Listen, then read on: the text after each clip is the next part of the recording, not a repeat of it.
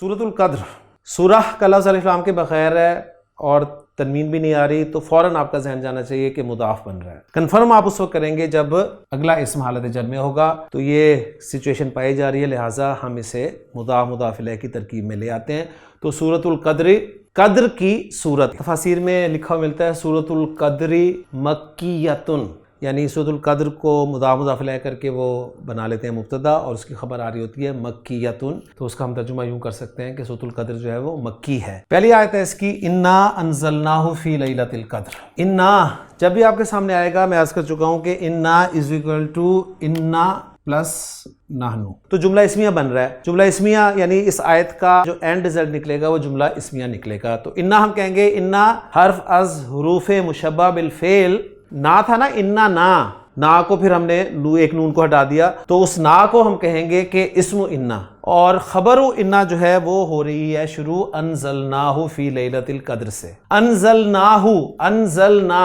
نون زا لام مادہ، انزلہ باب افعال، نون زا لام مادہ تو ایک زائد لگا ہوا ہے حمزہ، تو انزلہ پہلا سیگا، پھر اس سے 14واں سیگا انزلنا، نا بتا رہا ہے ماضی کا سیگا ہے، تو انزلنا ہم نے نازل کیا۔ تو اب دیکھیں انا پلس نحنو پلس انزلنا ہم نے نازل کیا، ہو کی ضمیر جاری ہے قرآن کی طرف، اس کو یہ مفعول ہو گیا، تو انزلنا فعل فاعل اپنے مفعول کے ساتھ مل کر جملہ فعلیہ ہو کر خبر بن گیا انا کی۔ انا اپنے اسم نا اور خبر انزلناہ کے ساتھ مل کر جملہ اسمیہ بن گیا۔ انالیسس پورا ہو گیا ایک آیت کا۔ فی لیلۃ القدر،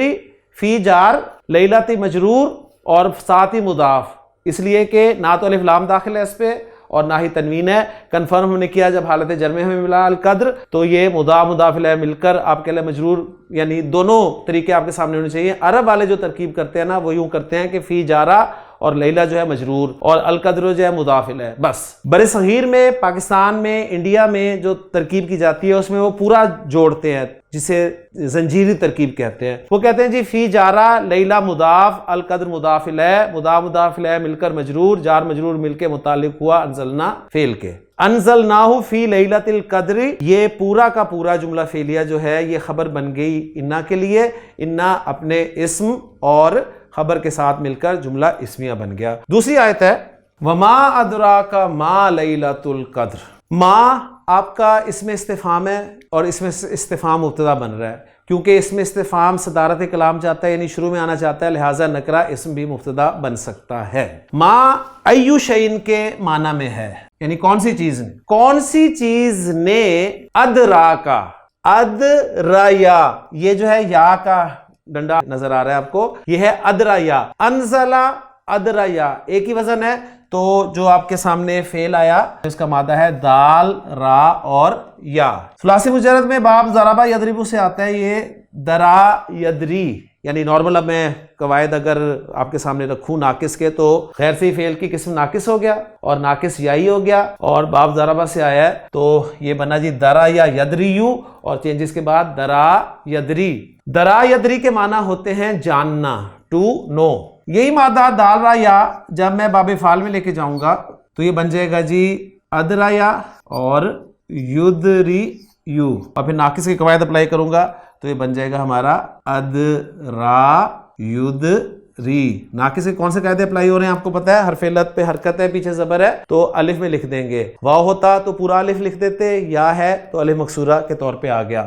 یا پر پیش ہو پیچھے زیر ہو تو یا ساکن ہو جاتی ہے۔ ادرا یدری اس کے معنی ہوتے ہیں کسی کو کچھ بتانا۔ ادرا اس نے خبر دی، اس نے خبر دی کا تجھے، کا مفعول آ گیا، ادرا کا اس نے خبر دی تجھے، ما ادرا کا وہ کس نے خبر دی تجھے۔ پھر ایک ایکسپریشن کے طور پہ سے یاد کر لیں کہ ما ادرا کا جب بھی قرآن مجید میں استعمال ہوگا تو اس کے معنی ہوں گے تجھے کیا معلوم، تو کیا جانتا ہے، تجھے کس نے خبر دی، کس چیز کی خبر دی۔ دوسرا مفعول آئے گا ما لیلۃ القدر، جملہ اسمیہ کے طور پہ۔ ما اسم استفہام مبتدا، لیلۃ القدر مضاف الیہ خبر، مبتدا اپنی خبر سے مل کر ادرا فعل کے لیے دوسرا مفعول ہو گیا۔ کس نے تجھے خبر دی کہ لیلۃ القدر کیا ہے، یعنی تجھے کیا معلوم لیلۃ القدر کیا ہے۔ دو آیات ہوگی۔ تیسری آیت ہے لیلۃ القدر، مبتدا بن کے آ رہا ہے، خبر آ رہی ہے اس کی خیرن، بہتر ہے۔ خیرن یہ افعل تفضیل کا صیغہ ہے،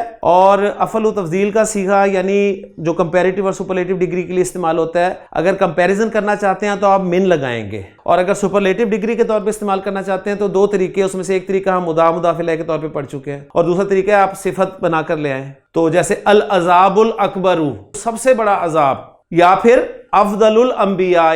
نبیوں میں سب سے افضل۔ تو اگر سپرلیٹیو ڈگری کے طور پہ استعمال کرنا چاہتے ہیں اسم تفضیل کو تو دو طریقے، یا صفت بنا کے لے آئیں اسم تفضیل کو، یا مرکب اضافی میں اسے لے آئیں، اور اگر کمپیریٹیو ڈگری کے طور پہ لانا چاہتے ہیں تو من کے ساتھ استعمال کریں، لیلۃ القدر خیر من، تو یہ کمپیریزن ہو رہا ہے، اور من حرف جر ہے، اس کے بعد مجرور ہوگا، وہ الفی کے طور پہ آ رہا ہے، اور میں نے آپ کو بتایا تھا گنتی 3 سے لے کے 10 تک، اور 100 اور 1000 والے جو اعداد ہیں وہ مضاف مضاف الیہ کے طور پہ استعمال ہوتے ہیں۔ من الف شہر،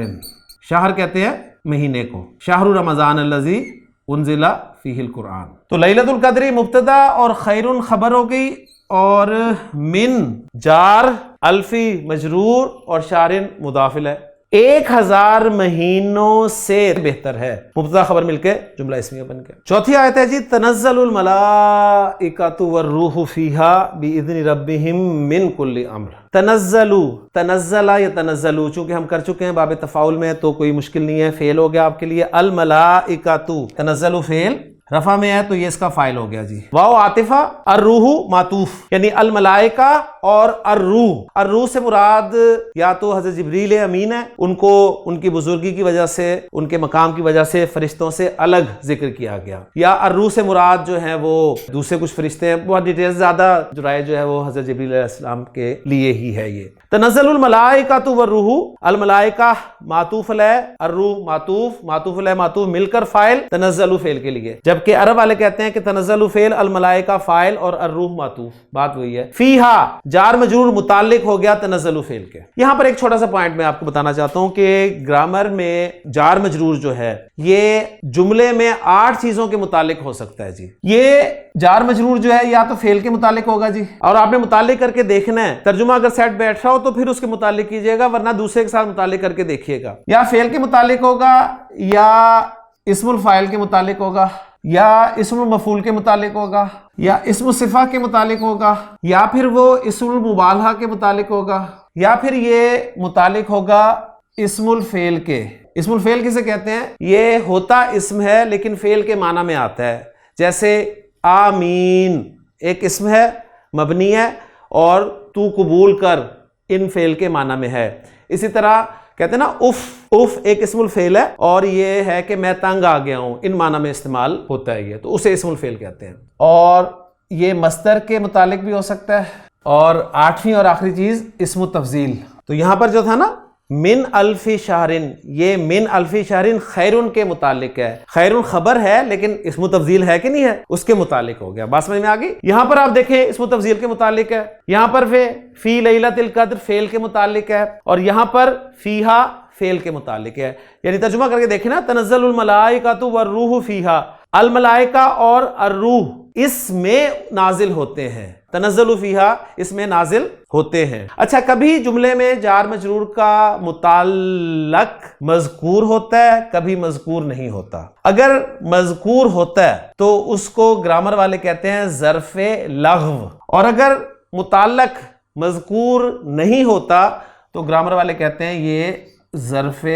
مستقر ہے۔ مستقر کے معنی ہے قرار پکڑنا، تو گویا اصل جو تھا متعلق وہ نہیں ہے، جار مجرور نے اس کی جگہ قرار پکڑ لیا ہے۔ اس لیے آپ دیکھتے ہیں جب ہم کہتے ہیں نا الحمدللہ، تو ہم کہتے ہیں الحمد مبتدا، للہ جار مجرور خبر، تو اصل میں جار مجرور للہ کسی نہ کسی کے متعلق ہے، اب اس کا متعلق جو ہے وہ مذکور نہیں ہے، لہٰذا ہم کہیں گے یہ ظرف مستقر ہے، تو وہ جو متعلق تھا اس کی جگہ اس نے قرار پکڑ لیا، اس کی جگہ اس نے لے لی ہے۔ تو یہ دو ٹرمینالوجیز بھی یاد رکھیے گا، ظرف لغو اور ظرف مستقر۔ ظرف لغو جب جار مجرور کا متعلق موجود ہو، یہ ظرف لغو ہے، یہ ظرف لغو ہے، یہ ظرف لغو ہے، کیونکہ ان کا متعلق جو ہے وہ موجود ہے۔ اگر محذوف ہو جیسے الحمدللہ میں وہ محذوف ہے تو ہم اسے کہیں گے یہ ظرف مستقر ہے۔ تو جار مجرور کو ظرف لغو یا ظرف مستقر بھی کہا جائے گا، یہ ذہن میں رکھیے گا۔ آگے پھر ایک جار مجرور آ رہا ہے بِإِذْنِ رَبِّهِمْ، با حرف جر، اذنی مضاف، ربہم مضاف الیہ مضاف، ہم مضاف الیہ، پیچیدہ مرکب اضافی یہ ہو گیا آپ کا مجرور، جار مجرور مل کے متعلق کس کے ہوا دیکھتے ہیں، تنزلوا بِإِذْنِ رَبِّهِمْ، تنزل الملائکۃ والروح بِإِذْنِ رَبِّهِمْ، بات صحیح ہو رہی ہے کہ اپنے رب کے اذن سے نازل ہوتے ہیں، مفہوم بن رہا ہے نا صحیح؟ تو ہم اس کو بھی متعلق کر دیں گے تنزلوا فعل کے، تو ایک چیز کے متعلق ایک سے زائد آ سکتے ہیں، یہ نہ پریشان ہوئیے گا کہ یہ بھی متعلق تو وہ بھی متعلق، تو فیہا بھی متعلق ہوا فعل کے اور بِإِذْنِ رَبِّهِمْ یہ بھی متعلق ہوا فعل کے۔ آگے پھر ایک متعلق آ رہا ہے من کل امرن، من جارہ، کلی مجرور، مضاف اور امرن مضاف الیہ، یعنی مضاف الیہ مل کر مجرور کر لیں، یا من جار کلی مجرور اور امرن مضاف الیہ۔ کلو امرن ہر امر، کلو شیئن ہر چیز، کلو مسلمن ہر مسلمان، کلو کتابن، کل کے استعمال میں ہم یہ چیز پڑھ چکے ہیں، تو کلو امرن کے معنی ہر امر، ہر امر لے کر نازل ہوتے ہیں، ہر امر میں سے لے کر نازل ہوتے ہیں، وہ جو ہر امر ہے، ہر حکم ہے، اس میں سے کچھ حکم جو ہیں وہ لے کے نازل ہوتے ہیں، تو یہ مراد ہے۔ لے جی اب یہ جو جار مجرور ہے اس کو ہم کس کے متعلق کریں؟ گرامر والے کہتے ہیں، وہ کہتے ہیں من یہاں پر با کے معنی میں ہے اور پھر یہ تنزلوا کے متعلق ہو سکتا ہے، یعنی بکل امرن ہر امر کے ساتھ نازل ہوتے ہیں، یہ کوئی مفہوم کلیئر ہو رہا ہے؟ من کل امرن بھی ہو گیا تو ہر امر میں سے اس کے ساتھ یعنی نازل ہوتے ہیں، تو من کو با کے معنی میں لیا۔ کچھ نے کہا کہ یہ من کل امر کا تعلق جو ہے نا آگے سلام ہی حتی مطلع الفجر کے ساتھ ہے، ٹھیک ہے؟ اس صورت میں وہ پھر کہتے ہیں کہ ترجمہ کچھ یوں بنے گا کہ وہ رات سلامتی والی ہے، یعنی وہ ہر آفت و برائی سے محفوظ ہے، اور اگر با کے معنی میں لیا جائے تو وہ کہتے ہیں معنی یہ ہوں گے کہ لیلۃ القدر میں فرشتے تمام سال کے اندر پیش آنے والے تقدیری واقعات لے کر زمین پر اترتے ہیں۔ پانچویں اور آخری آیت ہے جی سلام ہی حتی مطلع الفجر، اس میں پہلے ذرا حتی مطلع الفجر کو ہم سالو کر لیں، یہ ہمارا جار مجرور متعلق ہو جائے گا جی، یہ آپ کا جار ہے، حرف جر ہے آپ کو پتہ ہے، اور آگے جو ہے وہ مجرور ہو جائے گا جو کہ مطلع مضاف ہے اور الفجر جو ہے وہ مضاف الیہ ہے، اس کا متعلق محذوف ہے، ہیا حتی مطلع الفجر۔ اگر ہم اتنا جملہ رکھیں، یعنی اگر ہم اس کو اتنا کریں تو ہم کہیں گے کہ یہ ظرف مستقر ہے، اس کا متعلق محذوف ہے، یعنی ہیا حتی مطلع الفجر یہ فجر کے طلوع ہونے تک ہے۔ مفہوم بن رہا ہے نا؟ جس طرح ہم نے کہا الحمدللہ تمام تعریفیں اللہ کے لیے ہیں، مفہوم پورا ہو رہا ہے۔ یہ رات ہیا کی ضمیر جا رہی ہے رات کی طرف، تو یہ فجر کے طلوع ہونے تک ہے، رات طلوع ہونے تک ہے، صحیح ہے، یہ مفہوم بن جاتا ہے۔ یا ہم اس کو ایسے بھی کر سکتے ہیں کہ ہیا مبتدا مؤخر ہو گیا اور سلام خبر مقدم ہوگی، یعنی وہ رات سلامتی ہے حتی مطلع الفجر، فجر کے طلوع ہونے تک، ایک مفہوم یہ ہوگا۔ سلامن کو جیسے کہ من کل امر اس کے متعلق کیا تھا، تو پھر وہاں پر ایک محذوف مبتدا ماننا پڑے گا، گرامر والے کہتے ہیں کہ ہوا سلام من کل امرن، وہ متعلق ہو گیا سلام کے، اور سلام جو ہے وہ آپ کا مصدر ہے، تو وہ جو 8 چیزوں کے متعلق ہونا چاہیے وہ چیز بھی اس میں آ گئی۔ تو گویا تھا کلام کے ہوا سلام من کل امرن، یعنی تنزل الملائکۃ والروح فیہا بإذن ربہم، یہاں تک بات تھی من کل امرن سلام، یعنی ہوا سلام من کل امرن، اس طرح، اور پھر ایک جملہ الگ سے ہیا حتی مطلع الفجر، یا اس پیٹرن پہ لے تو ہیا مبتدا مؤخر، سلام خبر مقدم، اور حتی مطلع الفجر یہ جار مجرور متعلق ہو گیا سلام کے جو کہ مصدر ہے، اور من کل امرن میں پھر من کو ہمیں با کے معنی میں لینا پڑے گا اگر ہم تنزل کے ساتھ ملاتے ہیں۔